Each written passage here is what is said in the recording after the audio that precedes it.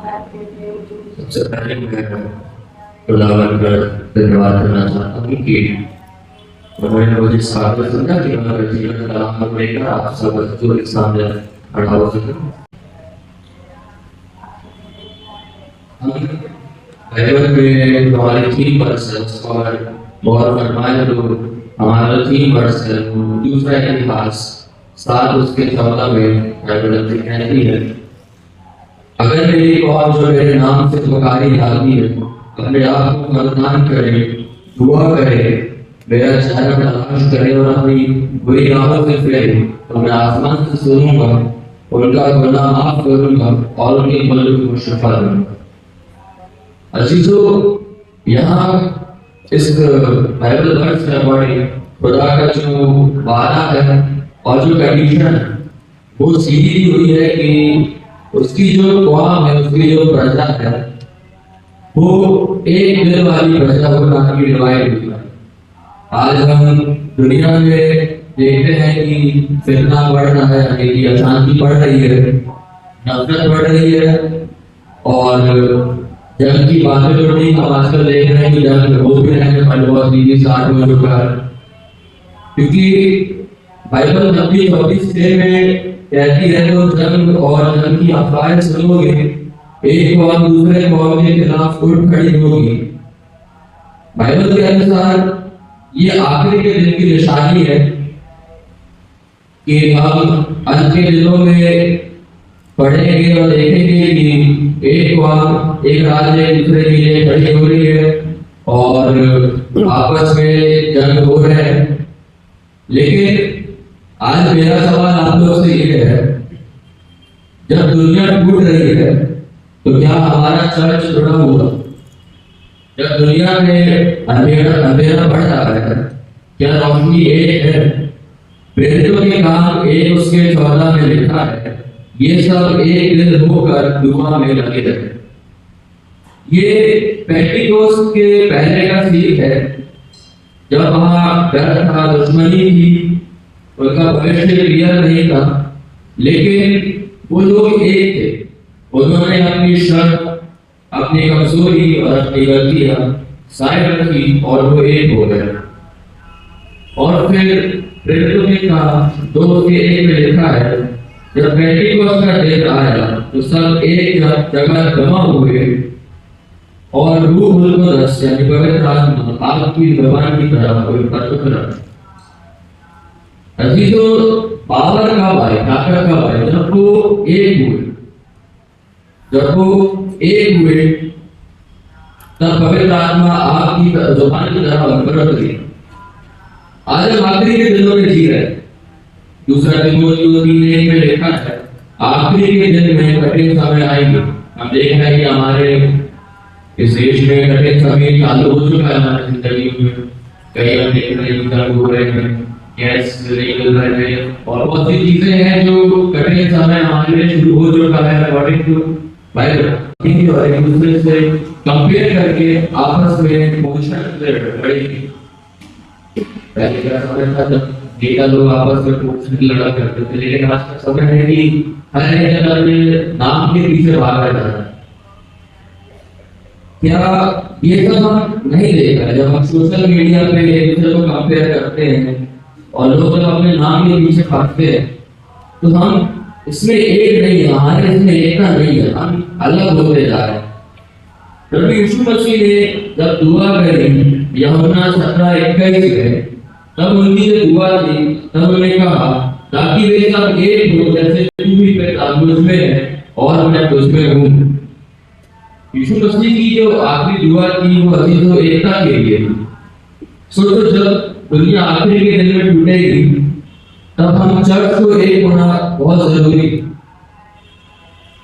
हमारे अंदर एकता होनी चाहिए। यशकेल 37 में हम देखते हैं कि सूखी हड्डियों का वर्णन दिया गया। सूखी हड्डियों की बाजियों का जो वर्णन दिया गया था, उसमें हम देखते हैं कि हर जगह मुर्दाबाद या चल जाते हैं। फिर खुदा ने नबी से पूछा, क्या ये हड्डियां जिंदा हो सकती? फिर खुदा ने हुक्म दिया, इन पर भविष्यवाणी कर, नबूवत कर। जब नबी ने नबूवत की, हड्डियां जुड़ने लगी और क्या हुआ? हड्डियां जुड़ी, उसमें जिस्म बना और फिर रूह आई। हम देखते हैं कि जब हड्डियां वहां पे थी तब वो पड़ी हुई थी और वो मुर्दा बन गई, हड्डियां भी सूखी हड्डियां थी। लेकिन जब वो हड्डियां एक हुई, इकट्ठे हुई, तब उसमें जिस्म बना, उसमें मांस आया, उसमें रूह आई, जान आई। वैसे हमें बाइबल सिखाती है कि जब हम एक होंगे तब हमारे अंदर भी वो एकता होनी चाहिए, ताकि हम सिर्फ एक हड्डी नहीं है बल्कि हमारे अंदर भी वो एकता का रूप आए, एकता का मन आए। मत्ती 18 में बाइबल वाज़ेह तौर पर कहती है, अगर तुम में से दो एक मन होकर किसी बात के लिए मांगो तो मेरा कहा उससे पूरा करेगा। यहाँ बाइबल कहती है सिर्फ कोई दो लेकिन उनका मन एक। यहाँ बाइबल कहती है कि कोई दो लोग यहाँ पे एक चीज के लिए प्रार्थना करें लेकिन उनका मन एक हो तो उनका स्वर्गीय बाप उसे पूरा करेगा। आज हम बड़े बड़े कन्वेंशन में देखते हैं कि हम हजारों की भीड़ में इकट्ठा होते हैं। हम भी यहाँ पे बैठे हैं, बहुत उचित भीड़ में इकट्ठा हुए हैं यहाँ भी, लेकिन क्या हमारा मन वाकई में एक है? हमारा मन आज एक नहीं है, लेकिन अगर हम गौर करना है अपनी जिंदगियों में तो कई चीजों में हम एक दूसरे से ज्यादा करते हैं, घमंड करते हैं और एक दूसरे से शिकायत करते हैं। हमें ये याद रखना है कि आखिरी दिनों में सबसे बड़ा हमला एकता पर ही होता है। आखिरी दिनों में शैतान जानता है कि अगर चर्च एक हो गया तो हर प्रोफेसी एक्टिव हो जाएगी। प्रकाशित वाक्य 3:10 में लिखा है, क्योंकि तूने मेरे ठहरने का वचन माना, मैं भी तुझे उस परीक्षा के समय से बचाऊंगा जो सारी दुनिया में आने का है। यह आखिरी के दिन की बात है जब हिफाजत उनके लिए है जो फेथफुल। जब अगर हम प्रोटेक्शन को मांगते हैं तो हमें विश्वास में आगे बढ़ना बहुत जरूरी है। अगर हम सिर्फ अपने नाम के पीछे भागेंगे, हमें कैरेक्टर की नाम के साथ साथ पोजीशन के लिए और चीज के भागते रहेंगे, पैसों के भागते रहेंगे, तो हमें हिफाजत नहीं मिल पाएगी। लेकिन हमें एक बात का ध्यान रखना है कि भरोसा अलग अलग नहीं रह सकती। अगर हमारा जिस्म एक हो जाएगा तो हमको सूखी हड्डियों की बड़न की तरह अगर एक हो जाए, एक मन हो जाए, तो हम उस पवित्र आत्मा को अपनी जिंदगियों में ला सकते हैं। उत्पत्ति 11 के अनुसार जब हम देखेंगे स्टोरी को, टावर और बेबेल के बारे में, जब वहां के लोग गलत काम को कर रहे थे, एक टावर को बनाने के लेके वो सब एक थे। खुदा ने कहा ये लोग एक हैं, अब इनके लिए कुछ भी असंभव नहीं। अब आप सोचो, वो घमंड कर रहे थे, एक मीनार को गलत काम कर रहे थे, मीनार को बना रहे थे। हम जानते हैं वो गलत काम कर रहे थे, लेकिन उनका मन एक था, वो एकता में थे, वो एक टीम स्पिरिट को लेकर चल रहे थे। और हम जानते हैं उनका मकसद गलत था, लेकिन खुदा ने कहा कि ये एक है, इसलिए इनके लिए कोई असंभव नहीं। जब उनके गलत मकसद में वो एक होके उस चीज को असंभव को संभव कर सकते हैं, तो हमारा मकसद सच्चाई के लिए है और हमारा मकसद हमारी जिंदगियों के लिए है, तो क्या वो पावर हमारे लाइफ में नहीं आ सकती? खुदा का कलाम वाज़ेह तौर पर कहता है कि आखिर के दिनों में झूठे नबी उठेंगे। मत्ती 24:24 में लिखा है, ऐसे झूठे मसीह और झूठे नबी उठेंगे और बड़े चिन्ह और अद्भुत काम दिखाएंगे। अजीजों, चर्च में एकता नहीं होगी, चर्च अगर डिवाइड होगा तो खुदा के बंदे हमेशा धोखा ही खाएंगे। हम कई प्रॉफिट्स को सुनते हैं और देखते हैं कि कई चीजों में उनका नाम आ रहा है, कई चीजों में लोग फेक रहते हैं। तो ये चीजें क्यों होती है? क्योंकि वो एक में नहीं। अगर हम आप देखें, अगर हम एक फैमिली में है तो हम फैमिली को आपस में मोटिवेट करते हैं, गाइड करते हैं। अगर कोई उसमें जाता है तो एक फैमिली के मेंबर को सिखाते हैं, समझाते हैं, तो वो कभी धोखा नहीं खाते। लेकिन अगर हम आपस में एक नहीं होंगे तो हमेशा धोखा ही खाएंगे। इसीलिए हमें एक मन होना बहुत जरूरी है। एक मन का मतलब होता है एक रूह, एक सोच और एक फोकस। फिलिपियो 2 उसके 2 में लिखा है, मेरा आनंद पूरा करो कि एक मन रहो, एक ही प्रेम रखो, एक ही भाव रखो। प्रेम के बिना एकता नकली है। पहला कुरिन्थियों 1:10 में लिखा है, तुम सब एक ही बात बोलो और तुम में कोई फूट ना हो।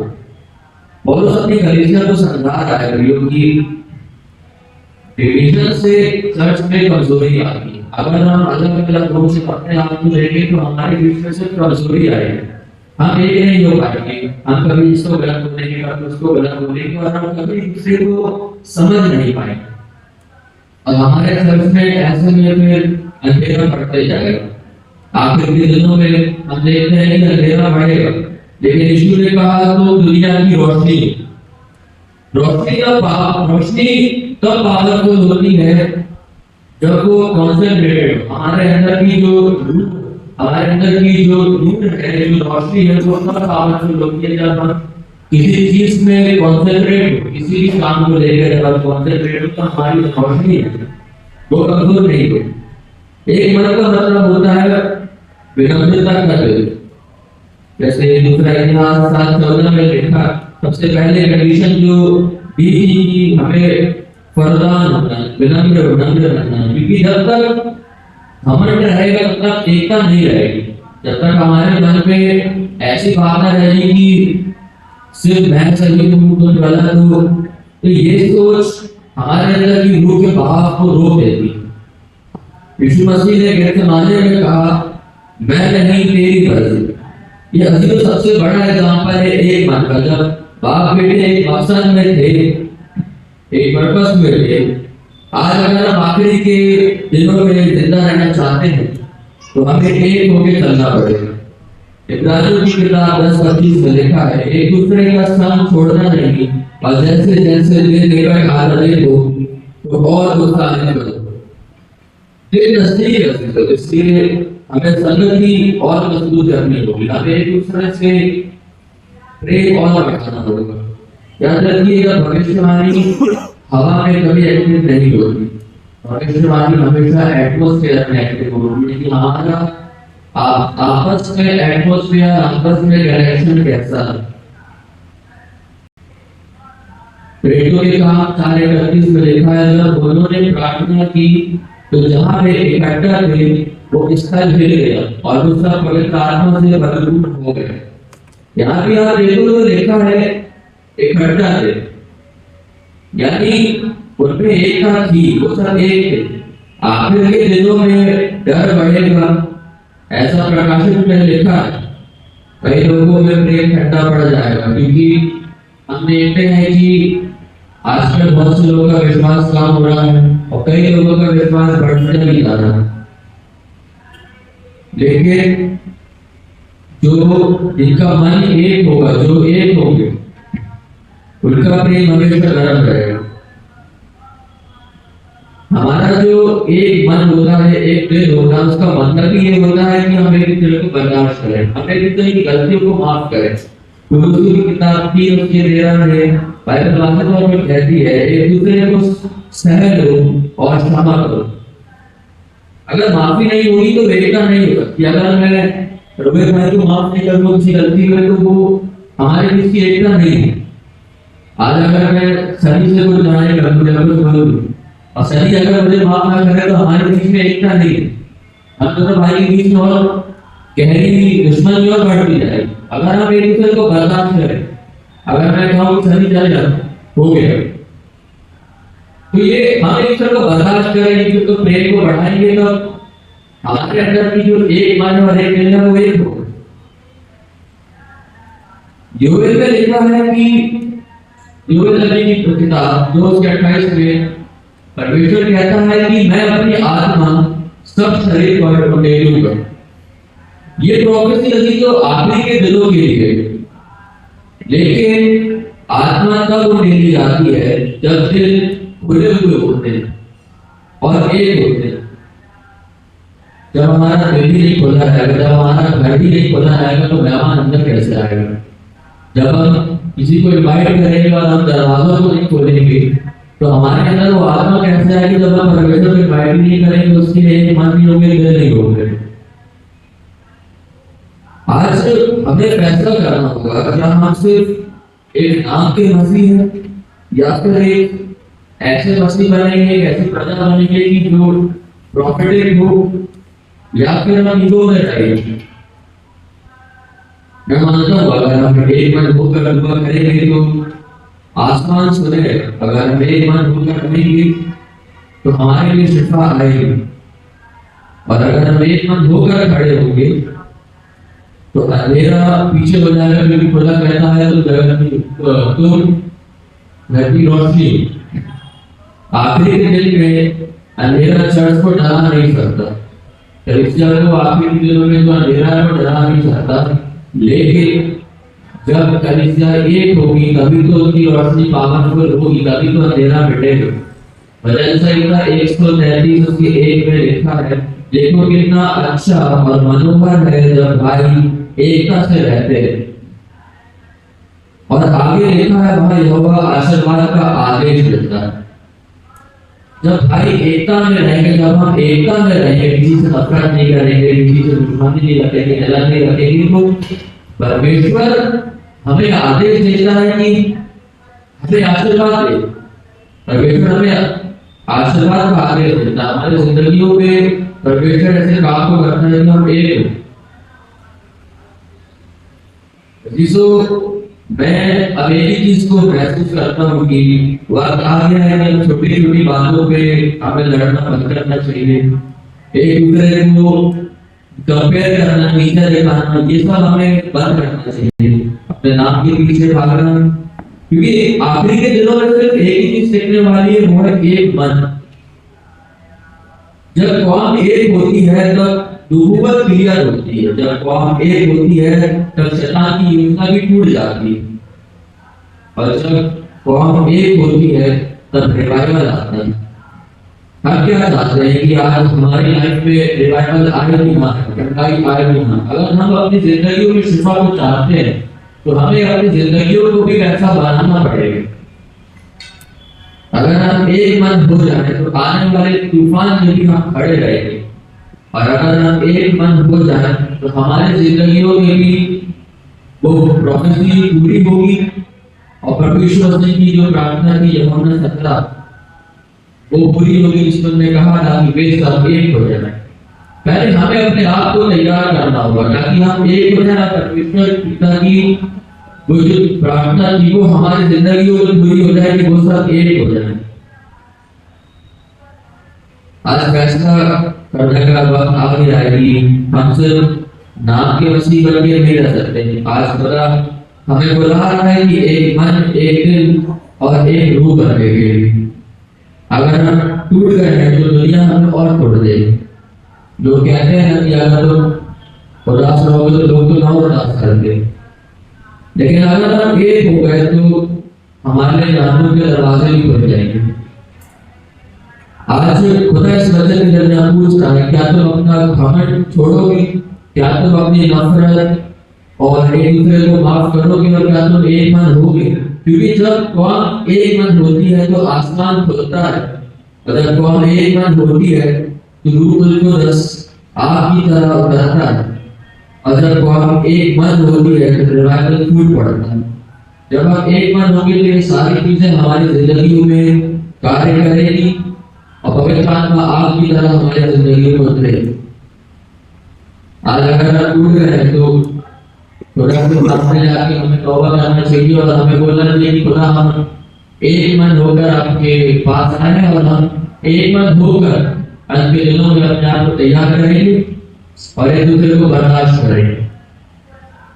खुदा इस वचन के जरिए आप सबके दिलों को छू ले, आपकी जिंदगियों को और बढ़ाए और अपने रहमत और बरकत से भर दे। खुदा आप सबको अपनी इबादत और शांति करे। आमीन।